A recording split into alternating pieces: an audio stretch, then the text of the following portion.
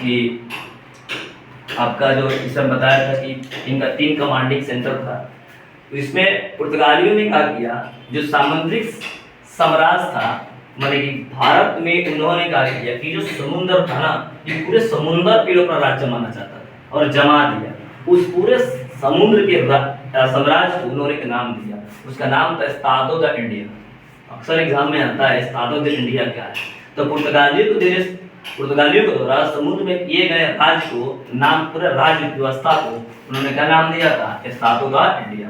उन्होंने हिंद महासागर के होने वाले, यानी कि हिंद महासागर मतलब ये पार्ट जो दिखाई दे रहा है अरेबियन सी है, बे ऑफ बंगाल है, इस रास्ते से ही पूरे वर्ल्ड के अंदर आपका जो है क्या होता था, सामान जाता था।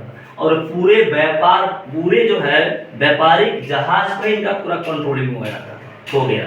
आया बात समझ में। अब इसमें कंडीशन क्या था कि अब हिंद महासागर अब इनका हो चुका था। अगर मान कर चलने की अगर सऊदी अरब का कोई जहाज है, या ओमान का जहाज है, यमन का जहाज है, इथोपिया का है, इजराइल का है, इजिप्ट का है, इसमें से कोई भी जहाज अगर इस क्षेत्र से गुजरता है तो उसके लिए बशर्ते जो है पैसा लेते थे, कार्टेज व्यवस्था था। उसी को उन्होंने कार्टेज अरमाड काफिला व्यवस्था का नाम दिया। और इसमें हो क्या गया कि इनके जो है मर्जी के बगैर कोई भी आदमी हिंद महासागर में व्यापार कर ही नहीं सकता। आई बात समझिए। और यहाँ तक कि भारत के जो राजा थे ना, उनको भी इनको आदेश देना पड़ता था कि जब तक तुम हमको पैसा नहीं देगा, तुम्हारा भी जहाज क्या होगा, हिंद महासागर में नहीं जाएगा। सोचिए 1 फुट का ये देश, ये पूरे देश पर कैसे कब्जा जमाना है, ये पूरा प्लानिंग के साथ आता है। और ये कहानी आपका जो है चालू कब होता है, 1498 में एक ऐसा आदमी जिस पता उसको मसाला चाहिए, 2-4 बोरी मसाला खरीदने के लिए आया, और ठीक 1571 में इसने ये व्यवस्था लगा दी। मात्र अगर 100 साल भी नहीं पूरा, 70 साल में इतना सारा ड्रामा कर दिया। सोचिए अभी अंग्रेज बहुत पीछे हैं। ये पहला लुटाई लूटने का काम पुर्तगालियों ने सीखा। इसी का लुटाई देखकर कि बाप रे, भारत तो बहुत पैसा लूट के आ रहा है, इसका देखे देखी तब डच आए थे भारत में कि चलो हम भी व्यापार करते हैं, और जो भी यहाँ थे बेकायदे मसाला वसाला सोना चांदी लूट के अपने गांव ले आए। उसके बाद से वो भी बच गए। तो इसके देखा देखी में तीसरा आदमी आ गया कि चलो हमारा भी कुछ बात बन जाए, तब भारत में अंग्रेज आए। तब तक ये सोचो कि आपका जो है इतना सारा माल निकल गया, लोगों को तो पता भी नहीं है गांव में कि सबसे पहले देश में जो लूटने का काम किया वो पुर्तगालियों ने किया, और एक छोटे से पन्ने में दे रखा है, और कैसे कैसे कमांड बना रखे हैं, ये व्यवस्था यहाँ पर बना रखा है।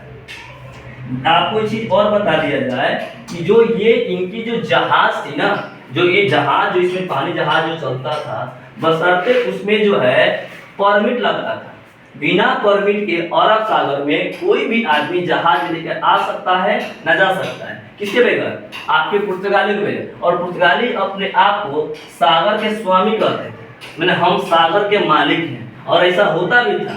यहाँ के मुगल साम्राज्य के जो राजा थे वो भी इसके बात मानने के लिए तैयार हो गए थे। जो मुगल अपने आप को सबसे ताकतवर समझते थे, वो भी इसके चरणों में आपका जो है नतमस्तक हो चुके थे कि महाराज जी जो कहिएगा हम वही काम करेंगे, आप आज्ञा दीजिएगा तो हम क्या करेंगे, जहाज ले जाएंगे। तो पुर्तगाली जो है, इन्हें जो है कुछ समझते पावरफुल अधिकारी है, तो पैसा तो नहीं लेते थे, लेकिन हाँ एक परमिट जरूर बना के देते। जब तुम परमिट बना के नहीं देंगे, मुगलों के जहाज भी नहीं जाता। ये हालत समझ में आया। आगे लिखा है क्योंकि पुर्तगालियों की जो सेना थी ना, वो अत्यंत शक्तिशाली थी। आई बात समझ में। भारत और अरबी जहाजों को काली मिर्च और गोला बारूद ले जाने की अनुमति क्या थी, नहीं थी। और भारत के लोग हैं तो क्या हुआ, और वो सोचे काली मिर्च लेकर चले जाए एक देश से दूसरे जगह पर, तो जाने नहीं देते। कि मेन कहानी जो खेला जो था वो काली मिर्च का था कि भारत जो काली मिर्च विदेश जाता था उससे ज्यादा पैसा आता था, और एक काली मिर्च का व्यापार जो करने नहीं देते। गोला बारूद इसलिए डरते थे, क्या पता गोला बारूद ले गया, वो जमा कर दिया, हमला कर देगा, तीनों पार्ट हमारा उड़ा देगा। इसीलिए गोला बारूद और काली मिर्च ले जाने का अधिकार क्या था, नहीं था। और जब चाहे जिस जहाज पर चाहे ये चाहते तो क्या कर लेते हैं, उसका जो है जांच कर सकता था, और उसका कोई विरोध भी नहीं कर सकता था, क्योंकि ये कहता था कि पूरा जो हिंद महासागर है ना, ये मेरा है, हम इसके मालिक हैं। इस बात को कौन कहता था, पुर्तगाली कहते थे।